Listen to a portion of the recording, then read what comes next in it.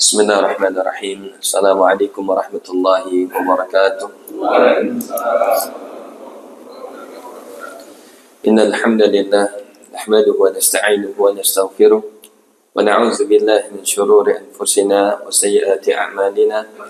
Man yahdihillahu fala mudilla lahu wa may yudlil fala hadiya lahu. Asyhadu an la ilaha illallah wahdahu la syarika lahu wa asyhadu anna Muhammadan 'abduhu wa rasuluh.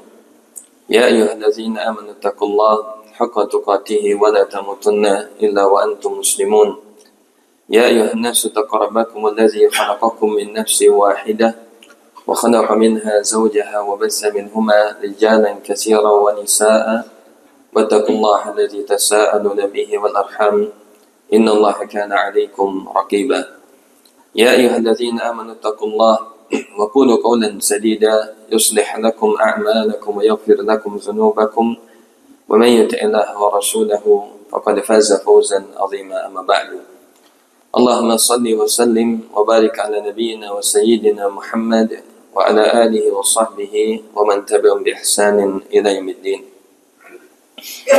Masyaallah muslimin rahimani wa rahimakumullah. Alhamdulillah, pertama-tama adalah kita bersyukur kepada Allah Subhanahu wa taala atas semua limpahan nikmat dan karunia yang masih Allah Subhanahu wa taala tetapkan atas kita, baik nikmat kesehatan, nikmat iman, nikmat Islam, dan juga nikmat diberikannya oleh Allah Subhanahu wa taala hidayah untuk kita bisa semua beribadah di pagi hari ini dalam rangka melaksanakan ibadah salat subuh berjamaah, kemudian melanjutkan dengan kita bertalabul ilmi.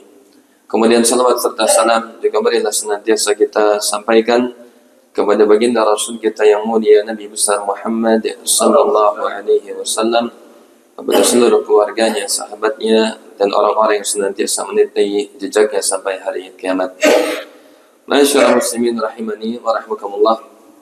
Insyaallah kita akan kembali melanjutkan pembahasan kitab Al-Kabair yang ditulis oleh Al-Imam Az-Zahabi Al-Andalusi rahimahullah taala. Dan kita akan membahas berkaitan dengan dosa besar atau Al-Kabirah yang ke-53, ya.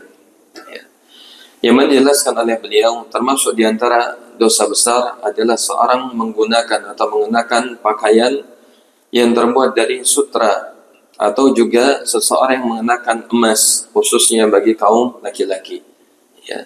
Jadi mengenakan kain sutra atau menggunakan, ya, apa saja yang terbuat dari emas dan dikhususkan bagi kaum laki-laki.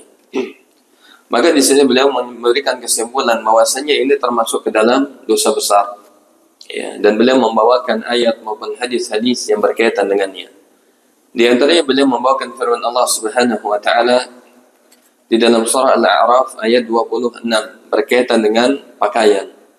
Allah Subhanahu wa taala mengatakan, ya bani Adam qad anzalna 'alaikum libasan yuwari sawatikum wa risha wa libasut taqwa dzalika khair. Kata Allah Subhanahu wa taala, wahai sekalian keturunan Adam, sesungguhnya kami telah menurunkan kepada kalian yaitu pakaian, yang mana dengan pakaian tersebut yuwari sawatikum wa risha, ya, fungsinya ada dua Bapak Ibu sekalian. Ya, di dalam Al-Quran Allah menjelaskan Al-Quran itu punya, ya, atau pakaian itu punya dua fungsi. Yang pertama adalah yuwari sawatikum, yang kedua adalah warisha.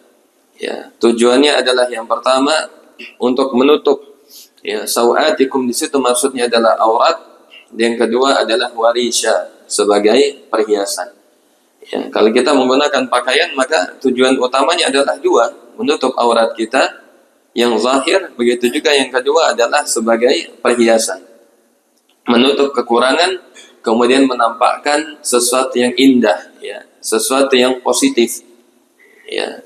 Jadi seorang dia ketika berpakaian dalam rangka menutup aurat, ya, maka ini tujuan berpakaian di dalam Islam, ya. Kemudian yang kedua memperindah pakaiannya agar dia tidak dihinakan, ya. Makanya Nabi Shallallahu Alaihi Wasallam juga menyebutkan terkait dengan seorang yang dia menampakkan nikmat Allah pada dirinya, ya. Di antaranya adalah dengan menggunakan pakaian yang menunjukkan apa? Ya, itu adalah hasil dari pemberian nikmat rezeki dari Allah Subhanahu wa taala. Ya, maka seorang yang zuhud, yang bertakwa bukanlah mereka yang apa? Memberikan ciri dengan pakaiannya, dengan pakaian yang kusam, dengan pakaian yang robek, ya, dan seterusnya. Ya, bahkan di Al-Qur'an yang menjelaskan ya bahwasanya seorang berpakaian adalah untuk menutup aibnya atau auratnya dan kemudian untuk memperindah dirinya. Maka Allah Subhanahu wa taala mengatakan walibasut taqwa zalika khair. Akan tetapi pakaian ketakwaan maka itulah yang lebih baik, ya. Maka di sini dinisbatkan umumnya pakaian yang kita pakai adalah libas yang zahir, Pak. Ya, yang kita pakai ini libas yang zahir. Yang kita pakai untuk menutup aurat kita karena kita akan malu, ya. Kalau seorang dia terlihat auratnya, dia akan malu. Bahkan kalau kita berkaca kepada ya misalnya berkaitan dengan Nabi Adam alaihi salam, maka dia diberikan pakaian untuk menutup dirinya. Ya, jadi secara fitrahnya manusia itu malu kalau dia tidak berpakaian, terlihat auratnya, terlihat ya bagian tubuhnya. Ya, ini sudah menjadi fitrah. Maka kemudian Allah memberikan nikmat yaitu berupa pakaian untuk menutupi sifat ya tersebut, kekurangan yang ada padanya. Maka Allah menegaskan akan tetapi pakaian ketakwaan maka itulah yang lebih baik. Ya, berarti di sini ada komparasi. Ada seorang itu yang hanya mungkin dia berfokus pada pakaian yang zahir tetapi melupakan pakaian takwa yang itu merupakan nilai sesungguhnya pakaian, Pak. Ya. Ya, para ulama menjelaskan apa itu pakaian takwa. Kata ya Imam Ibnu Katsir di antaranya, beliau mengatakan maksudnya adalah segala yang bisa menutupi aurat ya kekurangan dirinya dari perbuatan dosa, dari perbuatan maksiat kepada Allah Subhanahu wa taala. Maka dia mengiringinya dengan apa? Dengan beramal saleh. Ya, seorang menjaga dirinya dengan pakaian takwa, dia berusaha menjalankan perintah Allah, menjauhi larangan-larangannya, dan dia menghias dirinya dengan apa? Memperbanyak amal saleh sebagai perhiasan. Ya, maka yang disebut dengan libasut taqwa zalika khair. Padahal pakaian takwa maka itulah yang lebih baik di sisi Allah Subhanahu wa taala. Bisa jadi seorang dia terlalu memperhatikan apa, Pak? Ya, pakaiannya, fashionnya, ya. Kalau mau keluar rumah, dia harus pakai pakaian ini dan itu agar dia terhormat, agar dia dipandang, agar dia tidak dihinakan. Tetapi ada pakaian yang harusnya lebih diperhatikan, ya, yang tidak bisa dilihat dengan mata, tetapi itu merupakan ya bagaimana perwujudan ketakwaan seorang kepada Allah Subhanahu wa taala. Ma'asyiral muslimin rahimani wa rahimakumullah. Sebagaimana Nabi sallallahu alaihi wasallam juga pernah mengatakan, "Innallaha la yanzuru ila suwarikum wa amwalikum, walakin yanzuru ila qulubikum wa a'malikum." Sesungguhnya Allah Subhanahu wa taala tidak melihat kepada harta-harta kalian, kepada rupa-rupa kalian. Ya, apa yang nampak zahir dari apa yang memang itu sesuatu yang ya yang natural. Ya, dari apa yang kita perlihatkan kepada manusia maka Allah tidak melihatnya. Walakin yanzuru ila qulubikum wa a'malikum. Akan tetapi yang Allah Subhanahu wa taala lihat adalah apa yang ada di dalam hati-hati kalian dan apa yang ya kalian amalkan. Inilah yang disebut dengan pakaian takwa. Ya, ketika seorang dia bisa menjaga niatnya, bisa menjaga ketauhidannya dan menghiasi dirinya dengan beramal saleh, maka inilah pakaian yang terbaik di sisi Allah Subhanahu wa taala. Kemudian selanjutnya Al-Imam Az-Zahabi membawakan hadis Nabi sallallahu alaihi wasallam. Ya. Maka sekarang kita membahas berkaitan dengan pakaian zahir yang nanti ada hubungannya dengan pakaian batin. Ya. Maka ini saling berkaitan, Pak.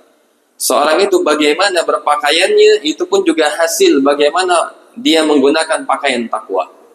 Ya, bukan baju takwa kita ya. Maksudnya pakaian takwa di sisi Allah. Ya. Nabi sallallahu alaihi wasallam bersabda, "Man labisal harira fid dunya lam yalbashu fil akhirah." Barang siapa yang menggunakan pakaian yang terbuat dari sutra di dunia, maka dia tidak akan memakainya pada hari kiamat. Ya. Ini pesan dari Nabi sallallahu alaihi wasallam. Siapa yang menggunakan pakaian yang terbuat dari sutra, ya, maka dia tidak akan memakainya di akhirat. Kira-kira apakah hal ini sesuatu yang menunjukkan berbahaya, Pak. Karena Nabi hanya mengkaitkan dia tidak menggunakannya nanti di akhirat. Ya. Jadi orang yang menggunakan pakaian sutra di dunia tidak menggunakannya nanti di akhirat. Apakah sesuatu yang ini kira-kira ya sangat penting, sangat urgent sehingga Nabi memperingatkannya? Ya. Maka kalau kita lihat nanti dengan hadis-hadis yang lain banyak ancamannya. Tetapi kenapa di dalam hadis ini berbicara dia tidak menggunakannya pada hari kiamat? Ya, kan kita pun tidak makanya pun tidak mengapa kan begitu ya. Mungkin pikir orang, kalaupun saya tidak memakainya di akhirat, ya saya pun tidak masalah. Tetapi ternyata bukan itu, ya permasalahannya. Ya, artinya nikmat seorang menggunakan sutra, ya nanti di hari kiamat atau di surga, ini diantara nikmat dan ini diantara pakaian penduduk ahli surga, Pak. Ya, jadi terbuat dari sutra. Kemudian nanti seorang ketika di dalam surga, di dunia dia dilarang minum khamar, tetapi nanti di akhirat dia diberikan ganjaran boleh, halal baginya. Ya, karena apa yang ada di dunia ini sebagai ujian. Ya, yang mana nanti seorang ketika dia sudah melewati ujiannya dia akan diberikan, hanya saja dia butuh kesabaran. Ya, jadi Allah menguji dengan sesuatu yang dianggap nikmat di dunia yang nanti diberikan jauh lebih nikmat lagi ketika di akhirat. Sebagaimana seorang dia merasa suka pakai pakaian yang terbuat dari sutra, menggunakan perhiasan dari emas di dunia, khususnya bagi laki-laki, maka nanti di akhirat maka itu termasuk nikmat ahli surga dan bahkan kenikmatannya jauh lebih besar dari apa yang dirasakan di dunia. Ya, ini diantara hikmahnya, karena itu merupakan nikmat penduduk ahli surga. Ya, ketika seorang dia menggunakannya di dunia, maka dia tidak berhak mendapatkan pakaian tersebut, dan ini menjadi pesan kalau dia pun tidak berhak untuk masuk ke dalam surga. Ya, ini menunjukkan ketidakpantasan.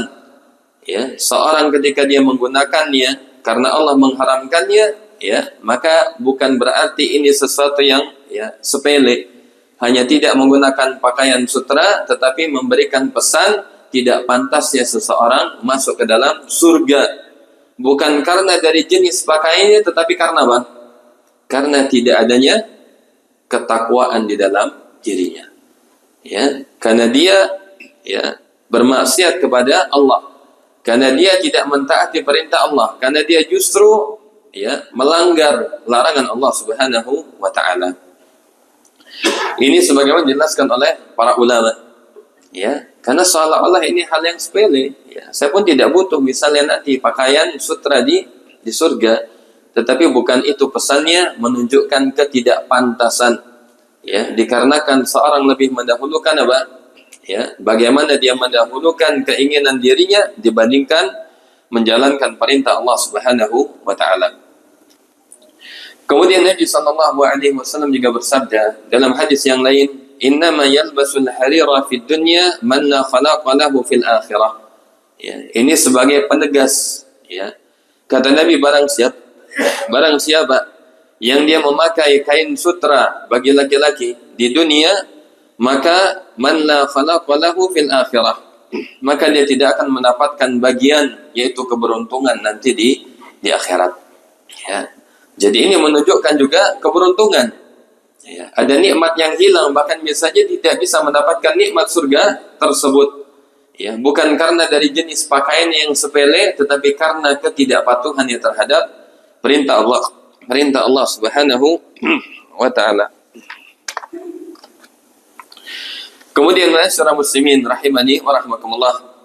Beliau juga membawakan hadis Nabi sallallahu alaihi wasallam yang menegaskan lagi, ya, tidak hanya pakaian sutra, ya, itu menjadi sesuatu yang dilarang, tetapi bahkan hukumnya sampai kepada ya sesuatu yang diharamkan. Kata beliau sallallahu alaihi wasallam, "Hurima libasul zahabi wal harir." Ya, diharamkan pakaian yang terbuat dari emas dan juga dari al-harir, yaitu sutra. Ala dzukuri ummati wa uhilla li inasihim, ya, atas lelaki dari umatku dan dihalalkan kepada perempuan dari umatku. Ya, maka hadis yang ketiga ini lebih menguatkan lagi kalau perbuatan tersebut bukan hanya sekedar pilihan, tetapi menunjukkan ya keharaman seseorang berpakaian dengan pakaian sutra maupun yang terbuat dari emas. Dan pengharaman di sini dikhususkan hanya bagi lelaki saja.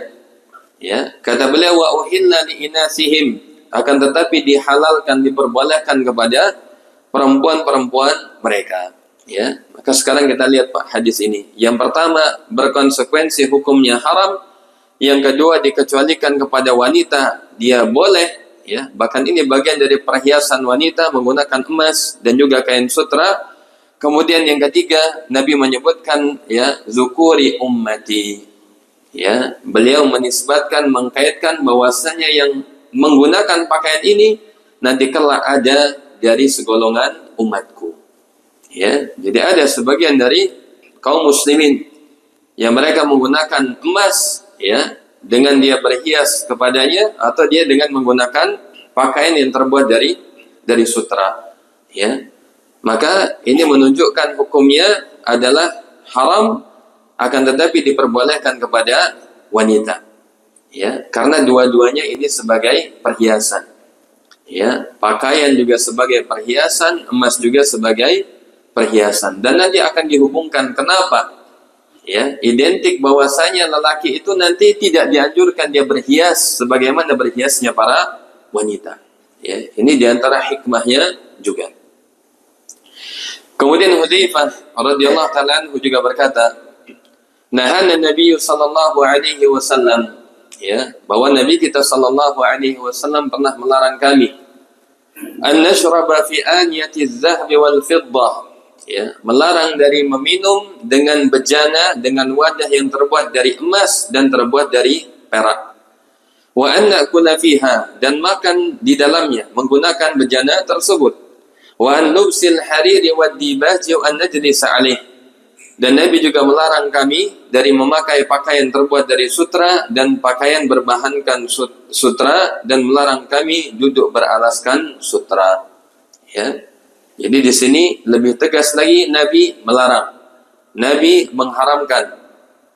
Ya, baik itu emasnya berupa juga wadah, ya, makanan atau minuman, termasuk juga di dalam bentuk yang lainnya bagi laki-laki. Dan dilarang juga kata Nabi tadi apa? Menggunakan pakaian yang terbuat dari sutra, bahkan melarang duduk di atas ya alas yang terbuat dari sutra. Ya, jadi untuk menjadi alas saja dilarang. Ini sebagai bentuk sadduz dzari'ah. Ya, sebagai bentuk preventifnya, Pak, agar seorang itu tidak apa? Kemudian ya lama-lama dia menggunakannya. Ya, berawal dari menjadikannya sebagai sesuatu, kemudian lama-lama dia menjadikannya pakaian. Itu sangat memungkinkan. Ya, mungkin awalnya misalnya ya menjadikan alas tempat tidurnya, kemudian menjadikan perhiasan ya, misalnya ya misalnya taplaknya, kemudian ya lambat laun ternyata dia pun ingin menggunakannya, akhirnya Pak ya dipakailah pakaian tersebut. Ya, maka ini dalam rangka untuk pencegahan. Nabi melarang sampai kita duduk di atas ya alas yang terbuat dari sutra. Tayyib. Kemudian selanjutnya Rasulullah sallallahu alaihi wasallam juga bersabda, "Man syariba fi aniyatil fiddah innama yujarjiru fi batnihi nar jahannam." Ya. Kata beliau, barang siapa yang minum dari wadah yang terbuat dari perak. Ya, ini sebagai tambahan. Artinya bukan hanya emas tetapi juga perak, tetapi emas jelas lebih berat ya hukumannya. Bahkan dengan perak saja Nabi SAW mengatakan sesungguhnya di dalam perutnya nanti akan bergemuruh api neraka jahanam. Ya, jadi minum dengan wadah dari emas atau perak ya, ini menunjukkan tidak diperbolehkannya. Ya, kenapa tidak diperbolehkan? Ya, yang pertama karena apa? Ya, maka nanti akan kita sebutkan hikmahnya. Kenapa kok ini hal yang sepele? Sama seperti tadi, menggunakan kain sutra untuk berpakaian, termasuk menggunakan emas atau perak, ya, dalam rangka untuk menjadikannya wadah makanan atau minuman. Ya, ini semuanya sepele, Pak. Ya, tetapi justru karena sesuatu yang sepele harusnya seorang bisa meninggalkannya. Ya, bukan justru seorang meremehkannya kemudian justru apa? Bermudah-mudah untuk melanggarnya. Ya. Jadi terkadang seorang itu diuji dengan sesuatu yang kecil yang remeh-temeh agar dia apa? Bisa kemudian nanti melewati ujian yang lebih besar. Ya, bukan justru sebaliknya, karena bisa jadi seseorang, Pak, ya, karena dia bermudah-mudah di dalam menghalalkan, di dalam melanggar sesuatu perintah Allah yang kecil, sehingga perintah Allah yang besar pun kemudian apa? Akhirnya dia langgar juga. Ya, maka ini sebagai latihan sebenarnya. Ya, ujian-ujian yang terkadang kita lihat kecil sebenarnya itu berefek kepada diri kita, bagaimana komitmen kita terhadap perintah Allah. Bagaimana komitmen kita terhadap ya larangan Allah? Ya, bukan justru sebaliknya, menganggap ini sesuatu yang remeh kemudian apa? Ya, dengan mudahnya dia melanggarnya, dengan mudahnya dia tidak taat kepada perintah tersebut. Ya, maka ini di antara hikmahnya. Kemudian masyarakat muslimin rahimani wa rahimakumullah, akan tetapi Nabi sallallahu alaihi wasallam beliau memberikan keringanan untuk memakai sutra khususnya bagi penderita penyakit.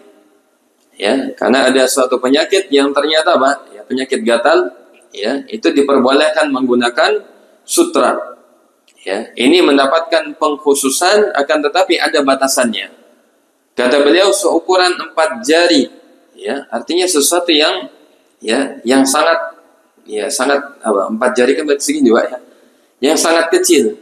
Ya, hanya untuk pakaian, hanya untuk bagian tubuhnya yang gatal-gatal saja. Ya, maka diberikan atau diperbolehkan menggunakan pakaian tersebut. Dan diperbolehkan juga kata beliau pada gigi emas. Ya, Allahu taala a'lam. Ya, jadi diperbolehkan pada dua keadaan tersebut. Dan barang siapa yang memakai baju berbahankan sutra, bersulamkan emas atau dihiasi emas, maka hal ini termasuk ke dalam ancaman yang telah disebutkan dan pelakunya menjadi fasik karena melakukan perbuatan tersebut dan itu termasuk perbuatan dosa besar. Ya. Masyarakat muslimin rahimani wa rahmakumullah. Maka selanjutnya dijelaskan oleh Syekh Muhammad bin Shalih Al-Utsaimin, ya, kalau kita melihat hikmah dari pengharaman menggunakan sutra dan emas atau perak bagi kaum laki-laki, maka yang pertama kata beliau, sesungguhnya ada di antara manusia yang dia menanggalkan pakaian takwa kemudian menggantinya dengan memakai perhiasan yang diharamkan Allah. Ya, padahal kalau kita bandingkan mana yang lebih banyak dari jenis pakaian yang diharamkan atau yang dihalalkan, ya, maka jelas jawabannya pakaian yang dihalalkan itu jauh lebih banyak. Ya, begitu juga makanan dan minuman, mana yang lebih banyak, yang halal atau yang haram? Yang halal. Makanya kata para ulama, al-aslu fi kulli syai' atau fil asya' al-halal. Ya, asal hukum daripada segala sesuatu berkaitan dengan dunia, hukum asalnya itu halal, Pak. Ya, sampai kapan? Sampai datang dalil yang tegas mengharamkannya, itu pun sebagai ujian. Ya, kalau kita bandingkan halal dan haram, lebih banyak halalnya dari perkara dunia ini.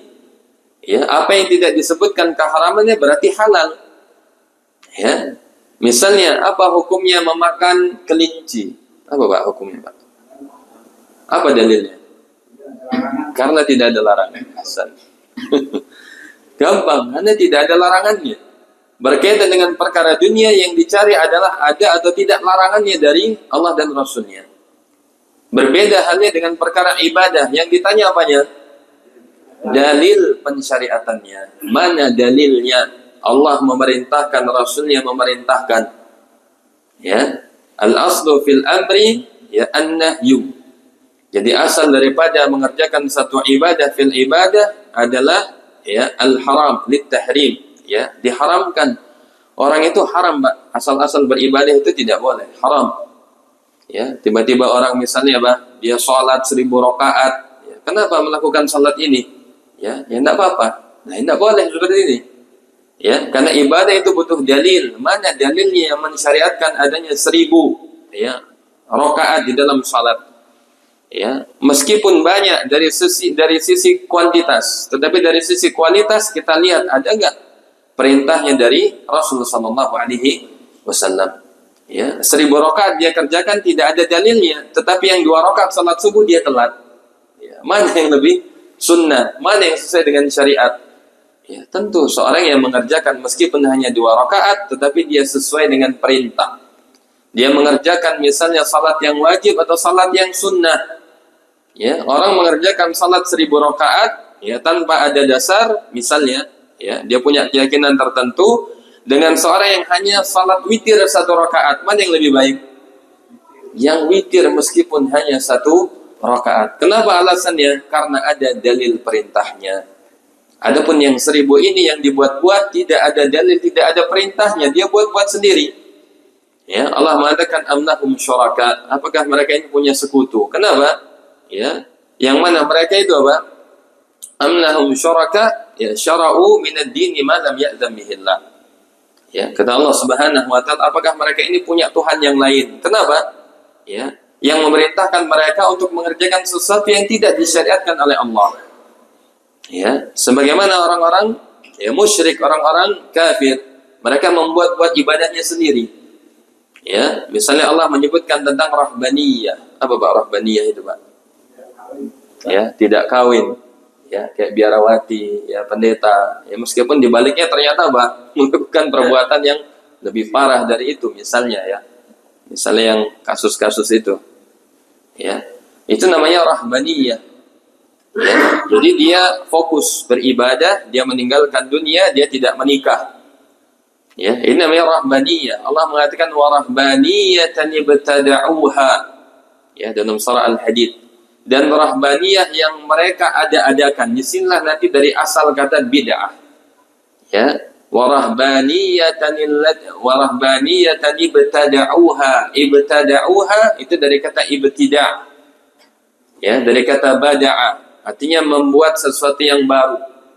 Ya, jadi rahbaniyah itu hasil daripada inovasi, Pak. Tetapi dari umat mana?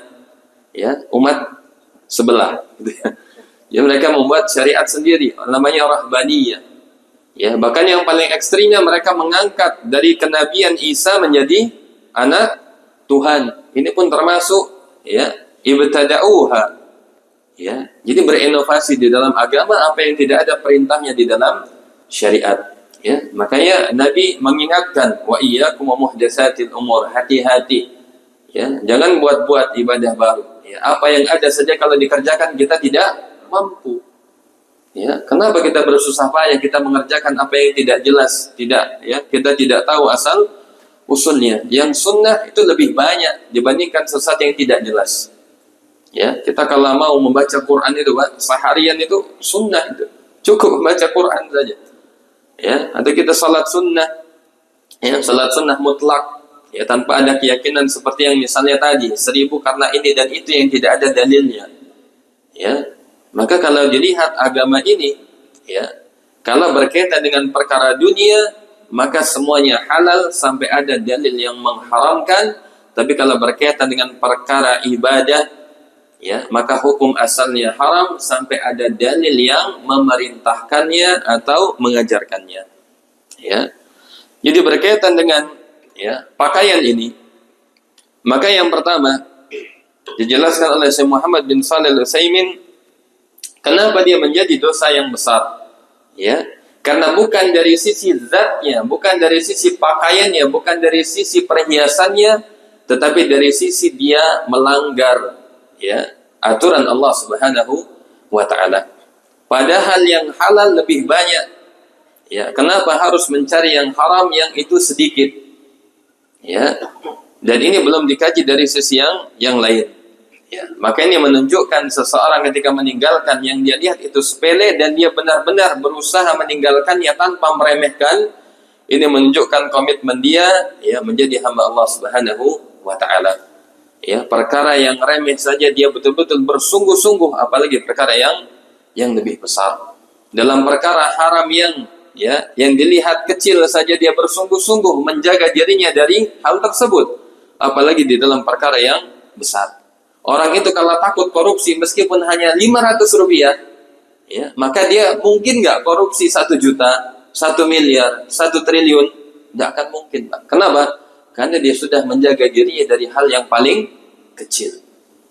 Ya, kalau orang dia tidak pernah berbohong, meskipun dalam perkara yang sepele, dalam perkara yang lebih besar dia lebih takut lagi untuk berbohong.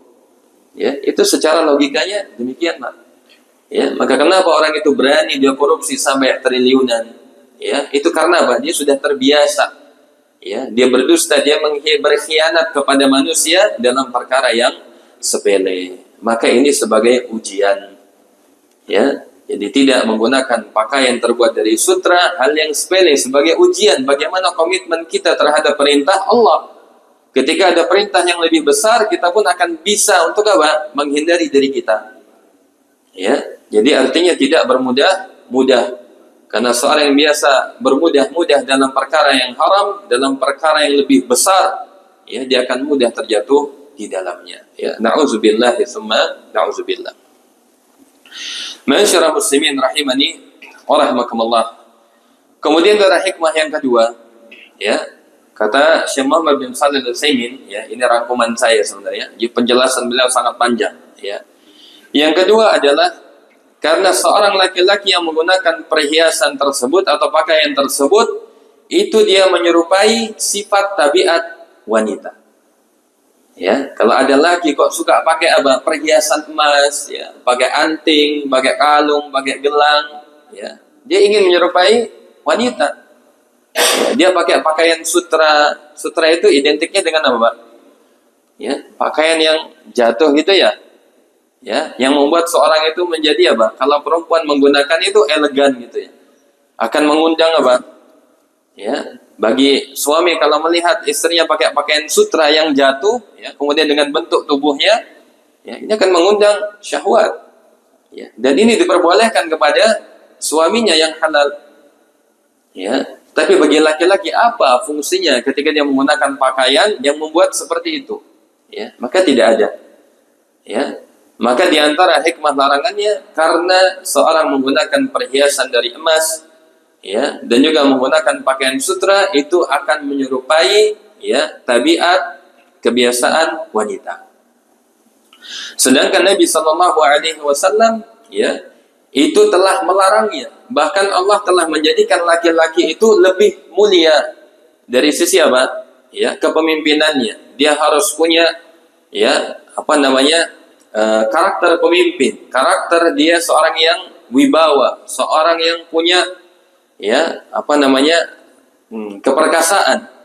Ya, tidak diidentikan dengan apa? Sifat-sifat apa yang disukai oleh wanita, aksesoris misalnya. Ya, jadi laki-laki itu justru dia harus berbeda dengan wanita, tidak boleh ada kemiripan. Ya, Allah Subhanahu wa taala mengatakan di dalam Al-Qur'an, "Ar-rijalu qawwamuna 'alan nisa." Ya, laki-laki adalah qawwam, pemimpinnya para wanita. Dia harus menunjukkan dia berbeda dengan wanita. Ya, bagaimana jadinya seorang pemimpin, ya, sama dengan apa yang dia pimpin. Ya, maka nanti akan hilang, ya, adanya apa namanya, ya, harmonisasi, ya, di dalam keluarga. Laki-laki tetapi apa? Ya, dia seperti wanita. Sifatnya, karakternya tidak punya apa? Ya, kejantanan, tidak punya, ya, sikap atau karakter pemimpin. Ya, maka tidak demikian Islam menjadikan qawwamuna 'alan nisa.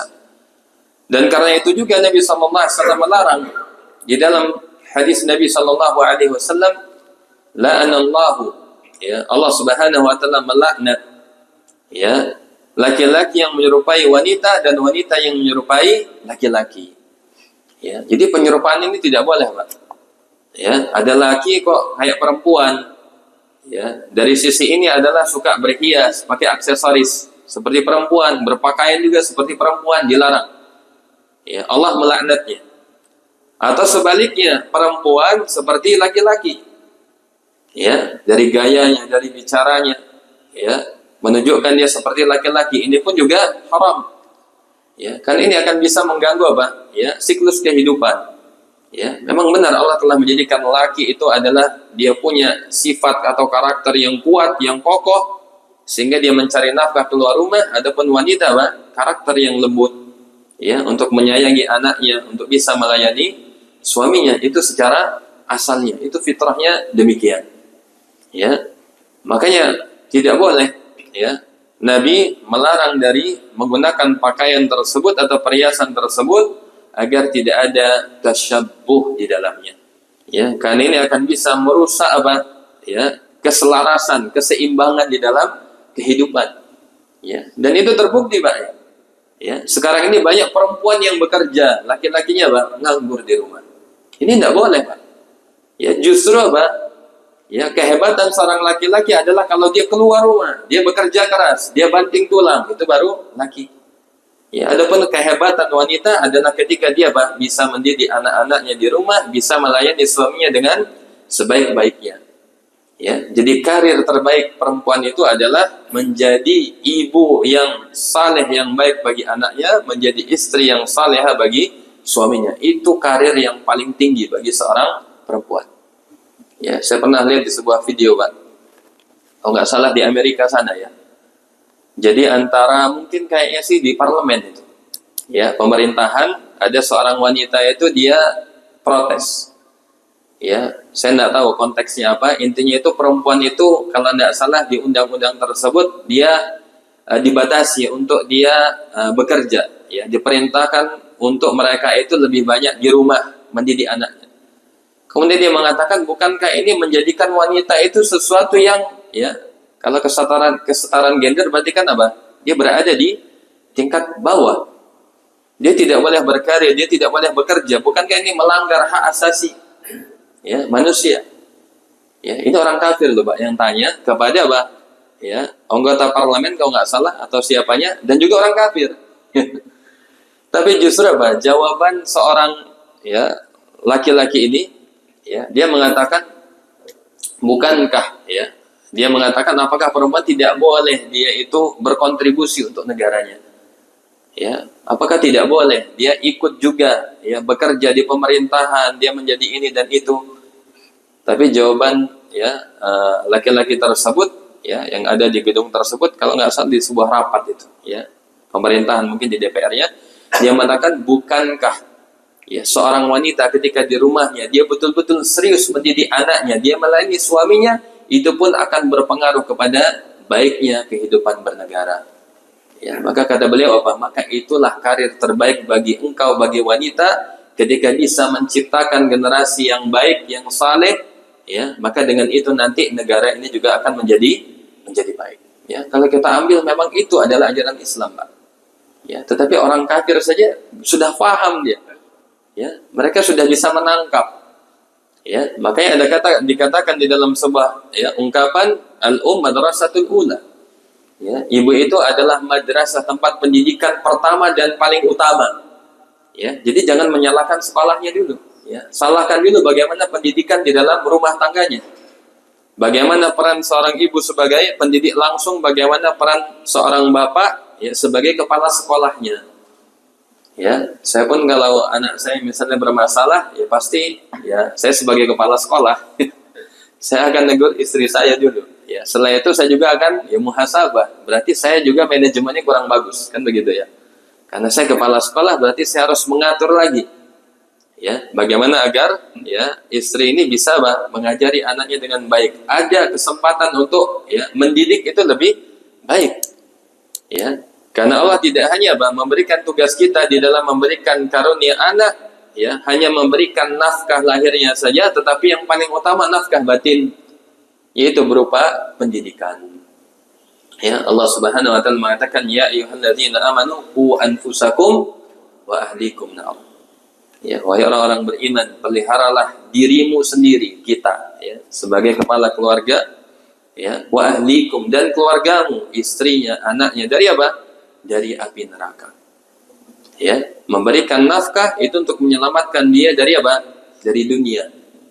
Ya, dari dunia maksudnya apa? Tidak mati. Ya, diberikan makan, diberikan minuman, diberikan pakaian agar tidak dihinakan di dunia. Ya, tetapi kunci yang paling inti adalah menjaga mereka dari api neraka, yaitu setelah, ya, setelah berakhirnya di dunia. Ya, setelah meninggal dunia. Ya, bagaimana memberikan penjagaannya adalah dengan pendidikan agama, dengan mendidiknya. Ya, maka ini tidak hanya berpengaruh kepada kebaikan akhirat, juga kepada kebaikan dunia. Ya, Jadi kalau kita ini semuanya perhatian dengan pendidikan di dalam setiap rumah kita, sebenarnya kita tidak butuh sekolah, Pak. Ya, tidak butuh sekolah. Karena sekolah itu sebagai partner saja. Ya, kalau setiap rumah itu bisa memberikan pendidikan dengan sebaik-baiknya, maka setiap rumah itu dia akan ya semakin kualitas pendidikannya baik, kehidupannya juga pasti akan baik. Ya, dan berdasarkan penelitian juga demikian. Ya, bahwasanya kesejahteraan, ya, bagaimana stabilitas kehidupan itu ditentukan juga dengan apa? Pendidikan yang baik. Ya, jadi kalau pendidikan setiap rumah itu baik, maka masyarakatnya juga akan baik, maka negaranya juga akan baik. Ya, maka ini ya, sesuatu yang sangat penting. Ya, makanya kenapa laki-laki diperintahkan dia untuk keluar cari nafkahnya, kemudian ya, perempuan maka karir terbaiknya adalah melayani anak dan melayani suaminya. Ya, tidak boleh apa? Tertukar. Ya, ibunya yang kerja, bapaknya yang ngomong misalnya. Karena apa? Ya, ini akan mengganggu tadi. Ya, tidak sesuai dengan fitrahnya. Ya, maka kalaupun juga dia tidak punya pekerjaan tetap, maka dia pun harus punya pekerjaan untuk menunjukkan apa? Dia punya izzah, Pak. Ya, tentu berbeda, Pak ya. Laki-laki kalau dia di bawah wanita, dia diatur-atur, hilang izzah kemuliaan sebagai seorang kepala keluarga. Tidak punya nilai nanti. Akhirnya diremehkan. Akhirnya laki-laki ini gampang apa? Ya, karena dihinakan, diremehkan, akhirnya apa? Ya, kemudian wanitanya menganggap ya ini laki-laki yang tidak bisa dijadikan apa? Sebagai sandarannya. Ya, sehingga kemudian dia apa? Ya, selingkuh dan lain sebagainya. Nauzubillah. Ya, apalagi dia di luar sana. Ya, tidak ada yang bisa memantaunya, sedangkan anaknya kurang pendidikannya.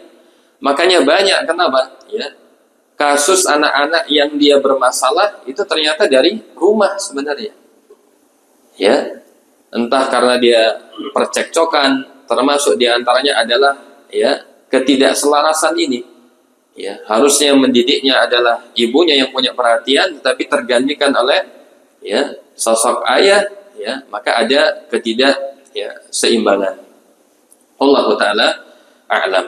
Ya, jadi kenapa kita tarik tadi? Kenapa dilarang laki-laki menggunakan perhiasan emas dan pakaian sutra agar laki-laki tidak serupa dengan wanita?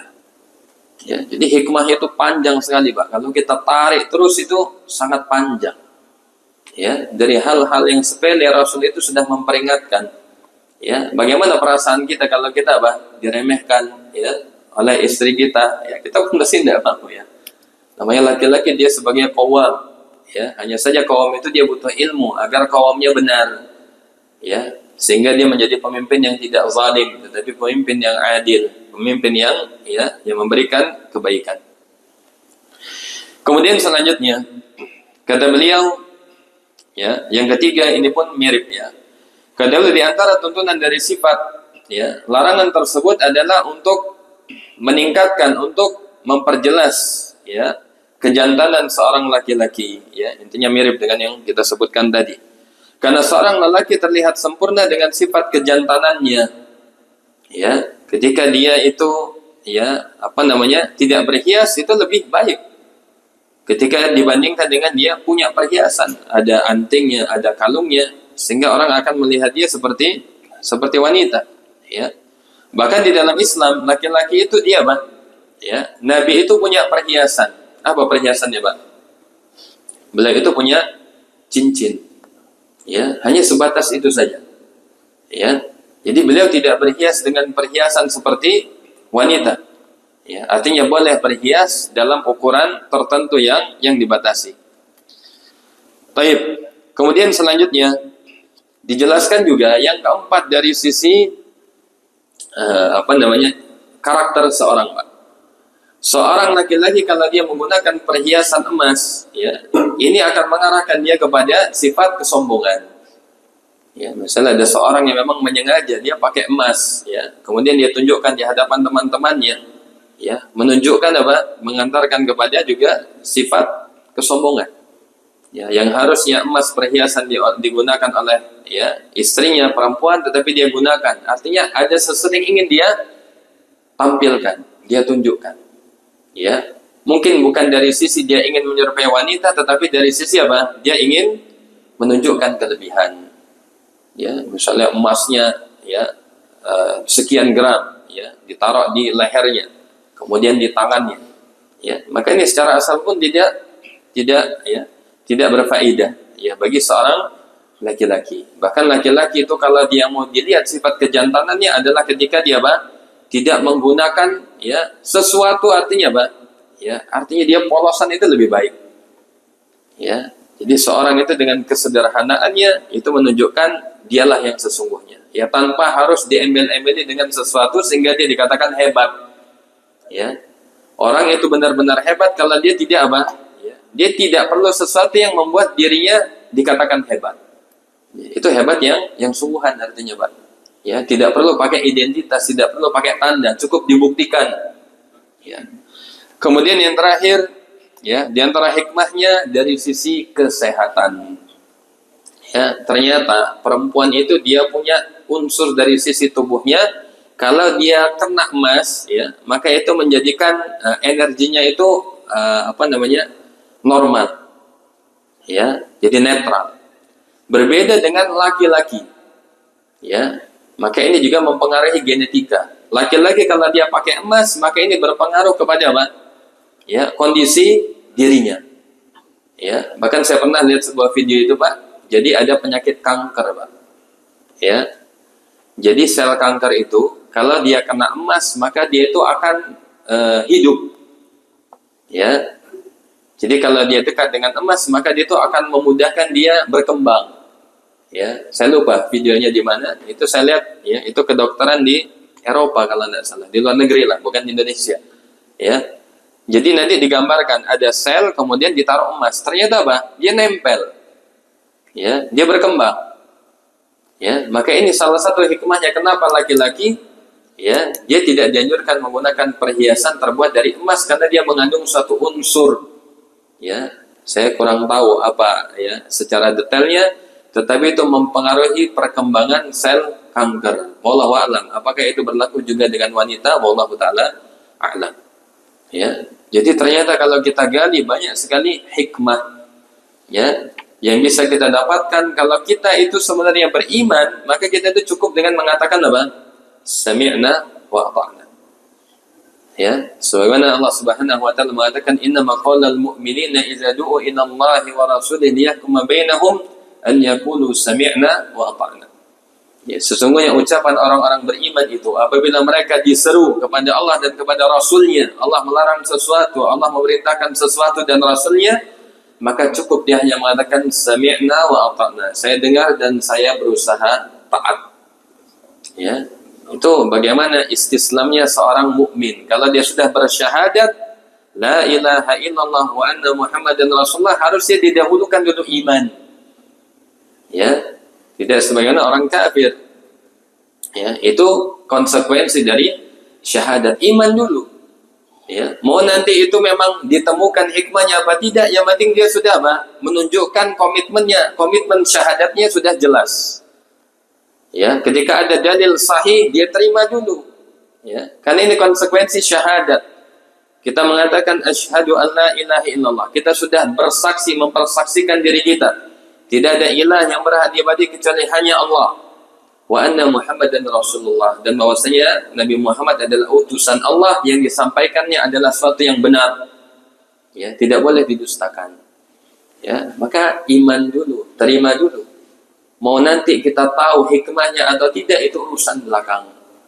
Ya, kalaupun diketahui hikmahnya, alhamdulillah.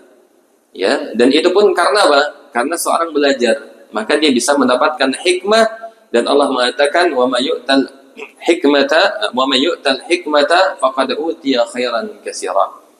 Ya, Allah Subhanahu wa taala mengatakan hikmah itu sebagai tambahan, Pak. Ya, tambahan dari keimanan. Kalau seorang dia bisa tahu ada hikmahnya, ada ilmu di baliknya, ya, ibrahnya, maka ini sebagai penambah iman. Ya, Allah mengatakan yu'til hikmata may yasha. Allah memberikan hikmah kepada siapa yang dia kehendaki. Wa may yu'tal hikmata faqad utiya khairan katsira. Siapa yang Allah berikan hikmah padanya, maka dia mendapatkan kebaikan yang sangat banyak. Ya, dia selalu husnudzon kepada Allah. Dia beribadah tidak perlu ragu-ragu. Dia murni betul-betul bersungguh-sungguh. Dia yakin. Ya. Karena dia apa? Selain dia beriman, dia tahu hikmahnya, tidak ada keraguan. Ya, makanya Nabi Ibrahim alaihissalam ketika dia ingin Allah Subhanahu wa taala menunjukkan bagaimana sih Allah menghidupkan sesuatu yang telah mati, ya, dalam surat Al-Baqarah, ya, kalau tidak salah bisa dicek. Kemudian apa? Allah memerintahkan dia untuk memotong-motong burung, ya. Jadi ada satu burung diperintahkan dipotong, ditaruh di setiap ujung gunung.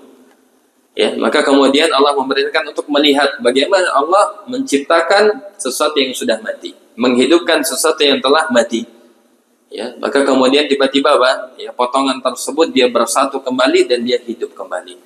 Ya, dia mengatakan di dalam Al-Quran, ya, bahwasanya Nabi Ibrahim alaihissalam dia bukan tidak beriman, ya, akan tetapi adalah apa? Untuk mengetahui hikmahnya, sehingga kalau tahu hikmahnya bertambahlah imannya. Ya, Allah Subhanahu wa taala mengatakan, ya, walakin liyatma'inna qalbi. Ya, Nabi Ibrahim alaihissalam mengatakan, akan tetapi aku ingin apa? Agar menjadi apa? Menjadi lebih tenang hatiku, agar menjadi iman itu semakin kokoh. Ya, bukan menunjukkan Nabi Ibrahim alaihissalam ragu tentang kebangkitan, tentang bagaimana Allah menciptakan, tetapi liyatma'inna qalbi, agar semakin kokoh. Dengan cara apa? Mengetahui hikmah. Ya, dan tidak bisa orang mengetahui hikmah tanpa dia menuntut ilmu. Ya, maka perlunya kita belajar dan terus belajar, ya, maka dari situlah akan semakin mantap, ya, keimanan kita kepada Allah Subhanahu wa taala. Baik.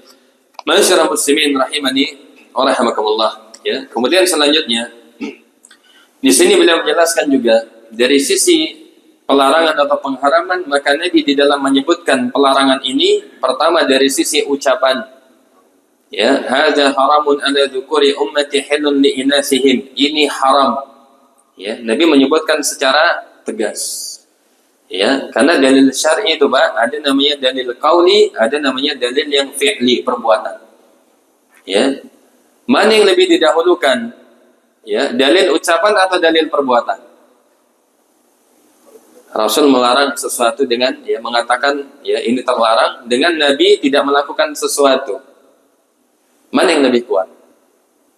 Ya, maka para ulama menjelaskan dalil nas yang qauli, ucapan Rasul itu didahulukan dibandingkan dengan perbuatannya. Bisa jadi Nabi tidak melakukannya bukan karena haram, ya, tapi karena Nabi tidak suka saja. Misalnya apa? Ya, Nabi itu tidak mau misalnya makan dhab. Ya, dhab itu apa, Pak? Ya, apa? Ya, biawak gurun. Ya, kalau bahasa kerennya kadal gurun, kadrun. Jadi dhab itu kadal gurun, ya. Mungkin modelnya seperti biawak, ya, agak kecil, lebih kecil dari buaya. Ya, kalau di kita maka dia hidup di tropis, ya kan? Dia bisa di darat, bisa di air. Tetapi meskipun itu hidup aslinya di mana? Di darat. Ya, makanya tidak ada istilah hewan hidup di dua alam. Ya, hewan dua alam itu tidak ada. Tetap dia punya, ya, dominannya pasti antara salah satu. Ya, misalnya ikan, ada nggak ikan yang hidup di dua alam? Tidak ada. Ya, kalau ikan mesti di air. Atau kalau ikan lele, Pak, ya, dia bisa di lumpur, ya. Tapi kan tetap itu air. Ya, tapi ada di Afrika, ya, mungkin kalau jenengan pernah lihat videonya. Jadi ada ikan seperti ikan lele, kalau di musim kering dia itu masuk ke dalam tanah, dia membuat apa, ya? Di tubuhnya itu kayak apa, Pak? Kalau pisang goreng itu kan ditaburi tepung, ya. Nah, jadi membungkus dirinya itu dengan lumpur sehingga lumpurnya mengeras. Tapi dia bisa hidup sampai sekian lama sampai datang lagi musim hujan. Ya, ini diantara juga, ya, mukjizat Allah Subhanahu wa taala. Jadi selama sekian lamanya, mungkin 6 bulan, berbulan-bulan tidak ada air, maka dia tetap di situ seperti ikan mati. Tapi kalau sudah ada air nanti dia hidup lagi. Ya, jadi Allah memberikan apa? Ya, lewat caranya sendiri. Ya, bagaimana memberikan kehidupan kepada makhluk lewat caranya masing-masing. Taib. Maka berkaitan dengan dhab, ya. Jadi Nabi itu tidak memakan dhab bukan berarti itu haram. Ya, akan tadi menunjukkan Nabi tidak suka. Ini secara apa? Naluri dirinya sendiri. Ya, sebagaimana beliau juga adalah manusia biasa. Ya, kita juga ada makanan kita suka, ada yang tidak kita suka. Yang tidak boleh itu mencela, Pak. Ya, kalau sebatas kita tidak suka kemudian kita diam tidak makannya tidak apa-apa. Ya, yang tidak boleh itu kita mencela kemudian kita pun tidak makan. Itu yang tidak boleh. Ya. Taib. Maka berkaitan dengan dalil qauli, ya, ini lebih didahulukan dibandingkan dengan perbuatan karena perbuatan ini masih ada kemungkinan-kemungkinan. Ya, maka di sini secara tegas Nabi mengatakan haramun. Ya, kalau ada Rasul di tengah kita nih mengatakan ini haram. Ya, bagaimana sikap kita? Ya, kita sami'na wa ata'na. Ya. Lu kok haram ya Rasul? Wah, ini sudah menyalahi nih. Katanya bersyahadat. Lu kok malah apa? Mengomentari. Ya, padahal kita tahu Rasul ini adalah utusan Allah. Ya, dia membawa kebenaran, dia membawa apa? Kemaslahatan. Ya, maka sebagai seorang muslim sami'na wa ata'na, apalagi ini secara tegas Nabi ya katakan. Kemudian yang kedua, selain dari dalil qauli juga ada perbuatan Nabi. Ya, ini supaya kita lebih apa? Menguatkan lagi.